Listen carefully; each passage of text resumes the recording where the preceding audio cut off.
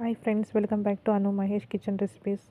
ನಾನಿವತ್ತು ಖಾರ ಪೊಂಗಲ್ ಮಾಡೋದು ಹೇಗೆ ಅಂತ ತೋರಿಸ್ಕೊಡ್ತಾ ಇದ್ದೀನಿ.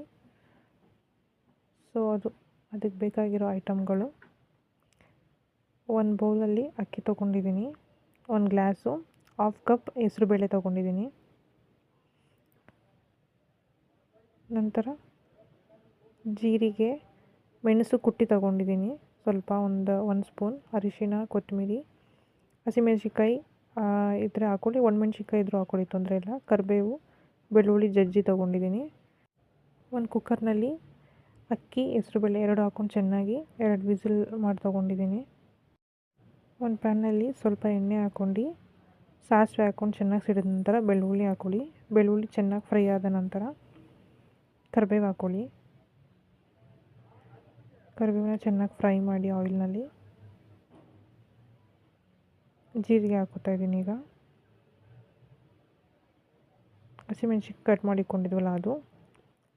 ಹಸಿಮೆಣ್ಸಿನ್ಕಾಯಿ ಇಲ್ಲಾಂದರೆ ರೆಡ್ ಚಿಲ್ಲಿ ಅಥವಾ ಒಣಮೆಣ್ಸಿನ್ಕಾಯಿ ಆದರೂ ಹಾಕೋಬೋದು, ಇಟ್ ಈಸ್ ಆಪ್ಷನಲ್. ಚೆನ್ನಾಗಿ ಫ್ರೈ ಆದ ನಂತರ ಒಂದು ಬೌಲ್ನಲ್ಲಿ ಬೇಯಿಸ್ಕೊಂಡಿದ್ವಲ್ಲ ಅಕ್ಕಿ, ಹೆಸರುಬೇಳೆ ಎರಡನ್ನು, ಅದನ್ನು ತೊಗೊಂಡು ಒಗ್ಗರಣೆ ಮಾಡ್ಕೊಂಡಿದ್ವಲ್ಲ ಅದನ್ನು ಹಾಕ್ಕೋತಾ ಇದ್ದೀನಿ. ಸ್ವಲ್ಪ ನೀರು ಹಾಕ್ಕೋತಾ ಇದ್ದೀನಿ. ನಿಮಗೆ ಯಾವ ಥರ ಕನ್ಸಿಸ್ಟೆನ್ಸಿ ಬೇಕು, ಸ್ವಲ್ಪ ಗಟ್ಟಿ ಬೇಕು ಪೊಂಗಲ್ ಅಂದರೆ ಗಟ್ಟಿ ಮಾಡ್ಕೊಳ್ಳಿ. ನಾನಿಲ್ಲಿ ಸ್ವಲ್ಪ ತೆಳ್ಳಗೆ ಮಾಡ್ಕೋತಾ ಇದ್ದೀನಿ. ಸ್ವಲ್ಪ ಸಾಲ್ಟು, ಒಂದು ಸ್ವಲ್ಪ ಅರಿಶಿಣ ಹಾಕ್ಕೊಳ್ಳಿ.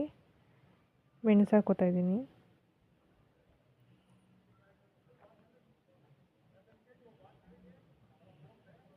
ಸ್ವಲ್ಪ ಕೊತ್ತಂಬರಿ ಹಾಕ್ಕೊಳ್ಳಿ.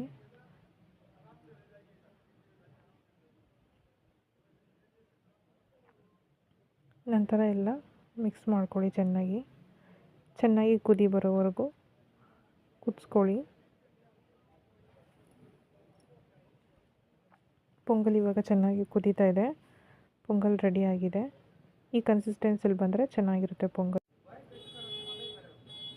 ಒಂದು ಸಲ ಟ್ರೈ ಮಾಡಿ ನೋಡಿ, ತುಂಬ ಚೆನ್ನಾಗಿದೆ ಪೊಂಗಲ್. ಈ ವಿಡಿಯೋ ಇಷ್ಟ ಆದಲ್ಲಿ ಲೈಕ್ ಮಾಡಿ, ಶೇರ್ ಮಾಡಿ, ಸಬ್ಸ್ಕ್ರೈಬ್ ಮಾಡಿ. Thank you for watching.